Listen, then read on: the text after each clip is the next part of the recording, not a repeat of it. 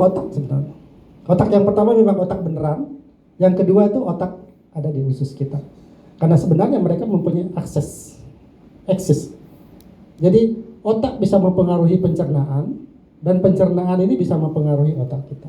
Coba deh bayangkan, kalau kita lagi cemas, lagi ansietas, lagi pusing, lagi bertengkar gitu, perut kita kadang sakit, nafsu makan jadinya turun, kembung lah, mual-mual lah, dan sebagainya. Itu karena pengaruh ini. Ya. Atau kita balik. Ya, kita balik, perut dalam keadaan kembung, atau kita bilang mah lah gitu ya. Kalau kita mah, kembung, sakit kepala juga, pusing juga, tidur nggak nyenyak, ya, kemana-mana pikiran kita. Aduh, jangan-jangan ini kena kanker lah, ini jangan-jangan kena begini, jangan-jangan kena begitu. Pasti kita pusing. Jadi gut brain axis ini benar adanya.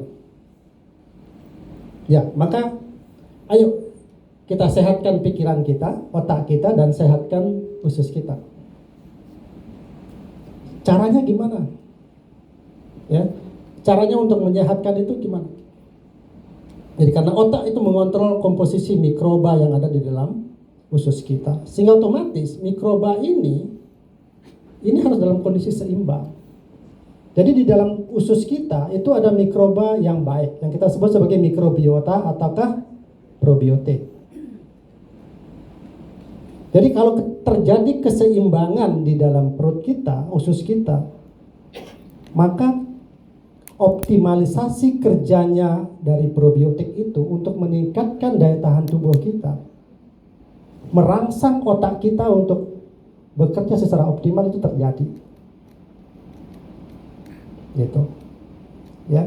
Jadi kapan terjadi ketidakseimbangan di sini, ini pasti terganggu. Gitu.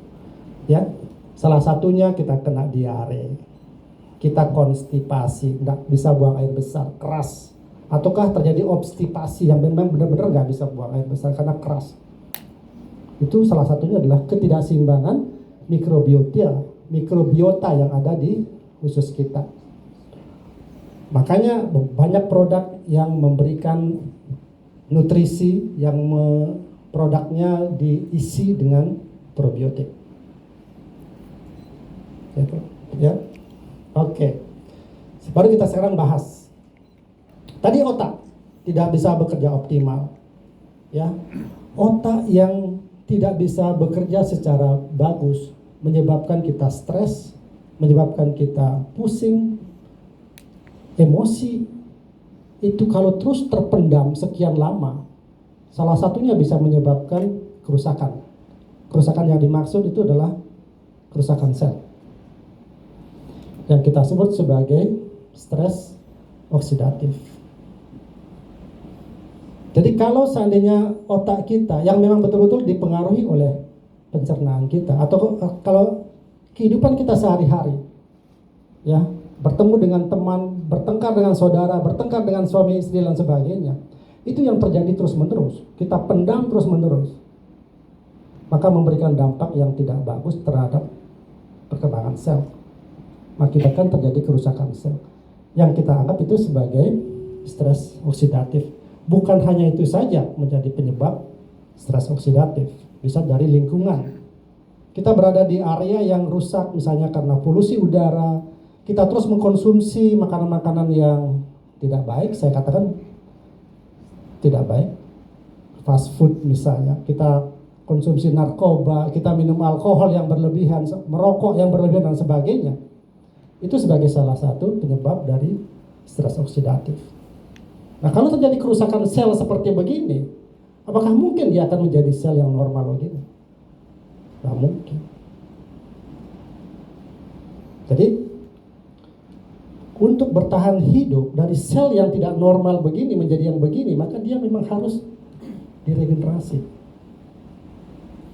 Regenerasinya bisa karena dari tubuh kita sendiri, ya, yang mampu memang menghasilkan sel-sel yang baru, karena kita memiliki stem cell, atau memang ada asupan dari luar yang bisa untuk mengaktifkan stem cell kita yang tidak aktif. Tubuh kita memiliki kemampuan stem cell yang kita miliki itu sampai umur 30 tahun, 20 sampai 30 tahun. Setelah itu dia nomaden. Diem dia. Nanti kalau sudah ada rangsangan dia baru tumbuh lagi. Ada yang merangsang lagi baru dia tumbuh lagi gitu. Nah, produk kita ya SOP 100 maupun SOP Subarasi ini bukan stem cell.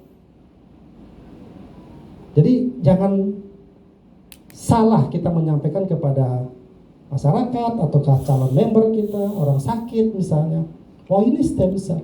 Bukan. Yang terkandung di sini bukan stem cell. Stem cell itu nggak bisa hidup dalam kemasan saset, Pak.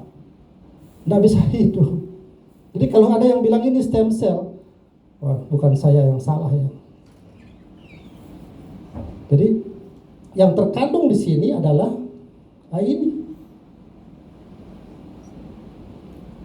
Jadi nggak ada yang menyatakan ini stem cell, nggak ada. Salmon ovari peptide, sarden peptide, fruit flow peptide, dan yang lain-lainnya ini. Ada chondroitin, glutathione, hyaluronate, fish collagen, asam amino. Tapi yang kita mau sekarang kita mau jelaskan adalah salmon ovari peptide ini yang memiliki kemampuan untuk mengaktifkan stem cell yang ada dalam tubuh kita. Karena kandungannya dia asam amino. Jadi asam amino adalah bagian pembentuk dari protein. Sedangkan protein bagi tubuh kita itu bahan dasarnya sel. Itu. Jadi bagaimana mungkin kalau asam aminonya di sini berkurang bisa membentuk protein yang bagus, bisa membentuk sel-sel baru yang bagus. Nah, jadi kehadiran dari SOP 100 dengan kandungan asam amino esensial dan non esensial, apalagi kalau kita bandingkan lagi ini dengan human placenta maupun deer placenta, ini penelitian ya, bukan karangannya saya, bukan karangan, ini penelitian. Komposisi dan jenisnya pun sudah lebih banyak. Artinya asupan yang kita dapat dari mengkonsumsi Subarasi maupun SOP 100 itu sudah cukup untuk membuat pertumbuhan sel-sel kita yang baru karena kemampuannya dia untuk mengaktifkan stem cell. Semoga dipahami ya. Jadi jangan ada yang salah. Nah, sekarang dengan demikian banyaknya dikombinasikan nutrisi-nutrisi yang ada di sini dengan kemampuan paten-patennya yang lain. Sarden peptide ini untuk hipertensi. Ya, paten untuk anti hipertensi. Fruit flow peptide ini untuk pencegahan terjadi trombosis di dalam pembuluh darah. Ditambah lagi dengan yang lain-lain. L-glutathione ini untuk anti radang. Hyaluronate acid ini juga untuk anti radang. Chondroitin ini pembentukan sel tulang rawan. Jadi ini semuanya adalah bahan-bahan makanan yang memang kita butuhkan untuk kesehatan kita. Nah, makanya yang perlu saya juga sampaikan, ini makanan superfood. Ini makanan sangat sangat kemampuannya sangat besar. Maka kadang kalau kita memberikan kepada pasien-pasien yang mengalami masa sakitnya yang agak lama dan berat, pemberiannya kita mulai dari yang kecil. Ya, dosisnya, takarannya yang kecil. Supaya apa? Ada adaptasi dulu dari tubuhnya. Supaya pada saat kita menginginkan pasien tersebut mengalami perubahannya pun itu perubahan yang pelan-pelan. Jadi bukan karena pengalaman testimoni di tempat yang lain kasih 4 saset, 6 saset, tau-taunya pasiennya mengeluh. Saya pingin sehat, kok saya ditambahkan sakit lagi. Yang rugi siapa? Yang salahin apa? Produknya disalahin. Kita sendiri yang tidak mengelola produk ini dengan baik. Boleh ya, pada saat pasien sudah beradaptasi dengan baik, memberikan satu testimoni kondisi badan saya sudah membaik, silahkan bombardir. Itu pesan saya. Karena seringkali menjadi pertanyaan ke saya, banyak WA yang muncul ke saya, dok, pasien saya sudah saya berikan sekian-sekian, dia mengeluh begini sekarang. Nah, yang masalah-masalah ditujukan ke saya. Saya disuruh menjawab gitu.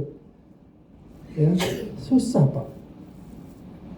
Jadi dalam presentasi saya, setiap saya menjawab pertanyaan-pertanyaan Q&A di dalam Zoom, saya nggak pernah langsung memberikan dosis yang optimal.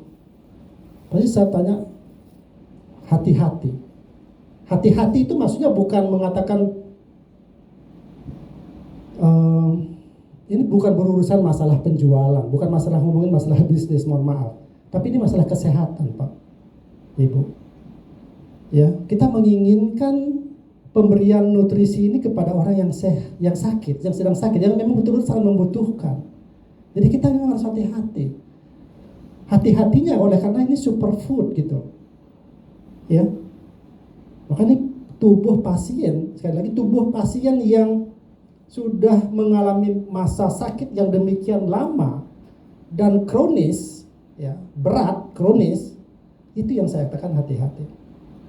Tapi kalau modalnya Pak Agus, Pak Wenat yang minumnya mungkin 5-6 saset, enggak apa-apa. Ya silakan saja. Gitu. Ya, mungkin bisa dimengerti maksud saya. Ya, oke. Sekarang kita berbicara tentang imunitas. Kenapa pencernaan sumbernya, kekuatan imunitas ada di pencernaan? Karena semua makanan itu pasti dicerna lewat